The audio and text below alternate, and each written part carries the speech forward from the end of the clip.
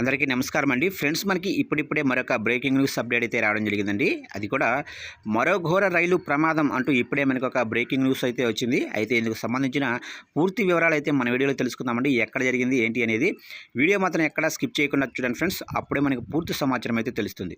Late చేయకుండా వివరాల్లోకి అయితే వెళ్ళిపోదాము. ఫ్రెండ్స్, ఒక చిన్న రిక్వెస్ట్ ఫ్రెండ్స్, వీడియో అయితే చాలా మంది చూస్తున్నారు కానీ సబ్స్క్రైబ్ అయితే చేసుకోవడం మర్చిపోతున్నారండి. సబ్స్క్రైబ్ అయితే చేసుకోండి, ఎందుకంటే ఇలాంటి ముఖ్యమైన అప్డేట్స్ ఎప్పటికప్పుడు మీకు తెలియజేస్తూ ఉంటాను. మీరు కూడా మిస్ కాకుండా ఉంటారు. ఇక లేట్ చేయకుండా వివరాల్లోకి వెళ్ళిపోదాము. ఇక ఓ ప్యాసింజర్ రైలు పట్టాలు తప్పి నదిలో పడిపోయింది. ఈ ఘటన రష్యాలో ఫార్ నార్త్లో చోటు చేసుకుంది. ఈ ప్రమాదంలో సుమారు 70 మంది ప్రయాణికులు గాయపడ్డారు.